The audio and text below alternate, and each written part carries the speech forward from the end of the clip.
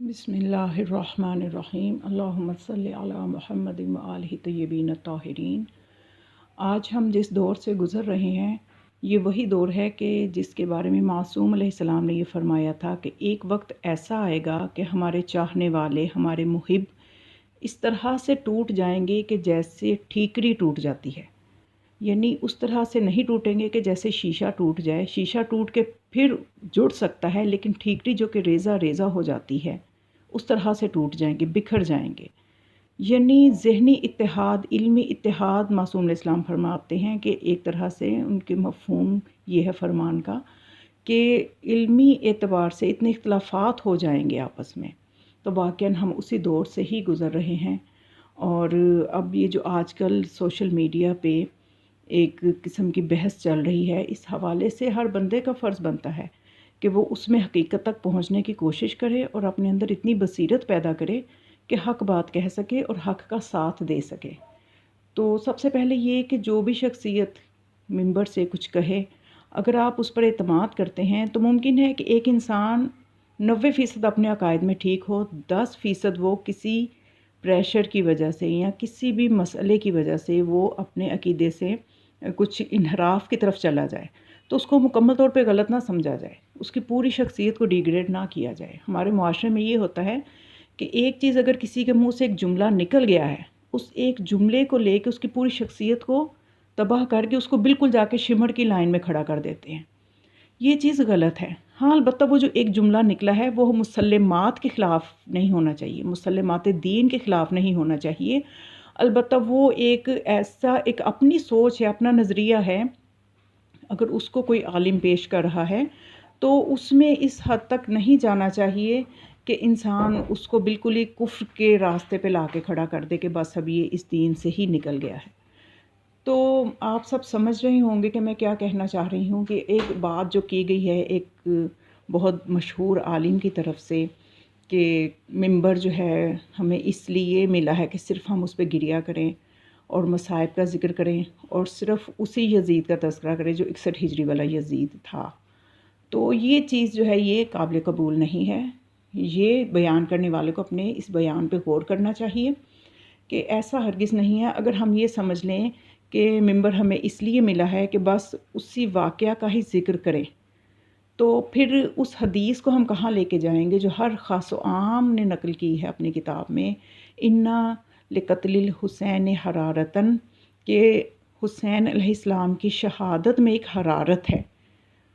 مومنین کے دلوں میں، اور وہ کبھی بھی ٹھنڈی نہیں ہوگی۔ یہ حدیث رسول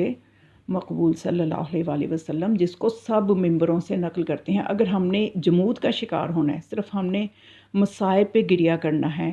اور انہی مصائب پہ گریا کرنا ہے اور بس جنت لے لینی ہے، تو یہ جو ہے نا یہ روح کربلا نہیں ہے۔ روح کربلا یہ ہے کہ ہر زمانے کے یزید کو بے نقاب کیا جائے۔ جب تک ہم اس مقصد کے ساتھ منبر پہ نہیں بیٹھیں گے تو ہم معصومین کو سمجھے ہی نہیں ہیں، ان کی تعلیمات کو سمجھے ہی نہیں ہیں۔ اور پھر وہ صاحب یہ فرما رہے تھے کہ مولا سجاد علیہ السلام جب مدینے گئے ہیں تو انہوں نے صرف خدا کی حمد و ثنا بیان کی، نبی پہ درود بھیجا اور انہوں نے اپنے جو ہے احوال کا تذکرہ کیا، تو انہوں نے بھی یعنی کوئی اور بات نہیں کی تو ہمیں بھی ویسے ہی کرنا ہے۔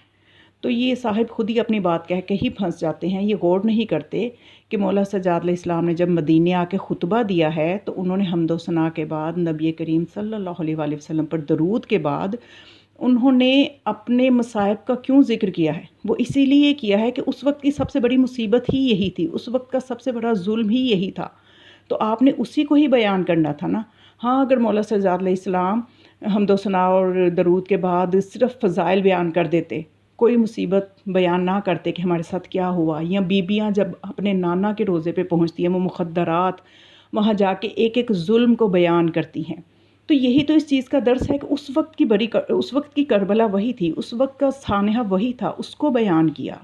اور یہ ہمیں درس دیا کہ آئندہ آنے والے زمانوں میں جتنے ابھی جہاں بھی ظلم ہوگا ان مظالم کو بیان کرنا ہے۔ اور بعد کے زمانوں میں آپ دیکھیں کہ ائمہ علیہم السلام کی زندگیوں میں وہ صاحب فرما رہے تھے کہ ہمیں ادھر ادھر سے دین نہیں لینا، کالا سادی و کالا باکر، ہمیں انہی سے دیکھنا ہے، انہی کی سیرت پہ چلنا ہے، تو آپ ان کی سیرت کا بھی غور سے مطالعہ کریں۔ تو امام صادق علیہ السلام کے گھر سے اور جو محرم کا آغاز ہوتا تھا وہ کس طرح سے پتہ چلتا تھا کہ چاند سے نہیں پتہ چلتا تھا کہ محرم کا چاند نکلے، بلکہ گریہ سے پتہ چلتا تھا۔ اور پھر اس کے علاوہ ایک تو گریہ معصومین علیہ السلام نے اپنے جد پہ بھی گریہ کیا ہے، اور دوسرا انہوں نے اپنے زمانے کے یزیدیوں کے خلاف بھی محاذ آرائی قائم کی ہے، ان کے خلاف قیام کیا ہے، علمی طور پہ قیام کیا ہے، یا جس طرح سے بھی وہ وقت کے جو حکمران تھے ان کے خلاف قیام کرتے رہے ہیں، تبھی تو انہیں شہید کیا گیا۔ تو اگر وہ صرف اپنے جد کے فضائل تک رہتے، صرف انہی معاملات تک رہتے کہ جو ان کے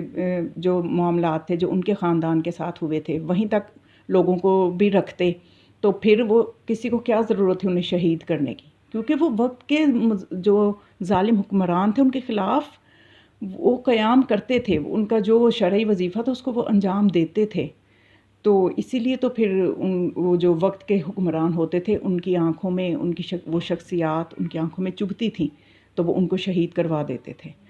تو اب یہ اس طرح سے یعنی بہت زیادہ حیرت کی بات ہے کہ ہم کیوں ممبروں سے وقت کے مظالم کو بیان کیوں نہ کریں، ہم اس وقت ہونے والا جو ظلم ہے، فلسطین پہ جو ظلم ہو رہا ہے، اس کو بیان کرنے کا اتنا اس وقت ضرورت ہے اس وقت، اور ممبر ہمیں ملا ہی اسی لیے ہے کہ ہم وقت کے بصیرت کے ساتھ چلتے ہوئے اس ممبر سے فائدہ اٹھاتے ہوئے ظہور امام علیہ السلام کے لیے راستہ ہموار کریں۔ تو ظہور امام کے لیے راستہ تبھی ہموار ہوگا کہ جب ہم وقت کے ظالموں کو بے نقاب کریں گے، اور اس کا اتنا بڑا فائدہ آپ سب بھی جانتے ہیں کہ تجانی سماوی جن کی کتاب ہے ثم اہتدیت، پھر میں ہدایت پا گیا، جس کا اردو میں ترجمہ ہے، وہ لکھتے ہیں کہ ان کا ایک دوست جو ہے ان کو انہوں نے اپنی کتاب دی جو کہ سلفی تھا، تو اس کو اپنی کتاب دی کہ آپ اس کو پڑھیں اور ہدایت کے راستے پہ آئیں۔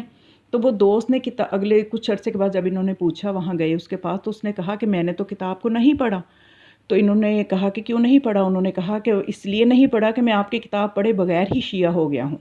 آپ کی کتاب پڑھے بغیر شیعہ اس لیے ہوا ہوں کہ میں نے غزہ میں دیکھا ہے کہ ہر طرف سے ان مظلوموں کی مدد سب وہی کر رہے ہیں جو نور ولایت جن کے دلوں میں ہے، سب وہی ان کی مدد کر رہے ہیں۔ یمن کو دیکھو، حزب اللہ کو دیکھو، ایران کو دیکھو، تو یہ سب جب مدد کر رہے ہیں، اور اس کے علاوہ جو دوسرے ہیں وہ صرف تماشا دیکھ رہے ہیں۔ تو مجھے اس چیز نہیں کہ یہ جن اماموں کے ماننے والے ہیں انہوں نے ان کو یہ فکر دی ہے کہ وقت کے مظلوم کا ساتھ دینا ہے، تو یہی حق کا راستہ ہے۔ تو مجھے تو بہت حیرت ہو رہی ہے اس بات پہ کہ کیسے ہو سکتا ہے کہ ایک انسان دین کی اتنی باریکیاں سمجھتے ہوئے وہ اس طرح کی بات ممبر سے کہے، اس طرح سے روح کربلا کو پامال کرنے کی کوشش کرے۔ تو ان کو اپنے اس بیان کی آ کے وضاحت کرنی چاہیے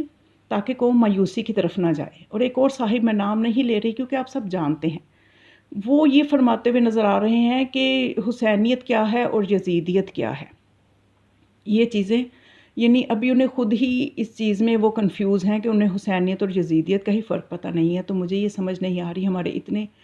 قابل اعتماد علماء جو ہیں ان کے پیچھے کون سے چیزیں کار فرما ہیں کہ آج یہ اس طرح کے بچوں والی باتیں آ کے ممبر سے کر رہے ہیں اور قوم کو مایوس کر رہے ہیں۔ ان حضرات کے لیے اگر میری آواز پہنچے تو میں کہوں گی کہ انہیں ضرور سوشل میڈیا پہ آ کے اپنے ان بیانات کی وضاحت دینی چاہیے تاکہ قوم کنفیوژن کا شکار نہ ہو اور مایوسی سے نکلے۔ والسلام علیکم ورحمۃ اللہ وبرکاتہ۔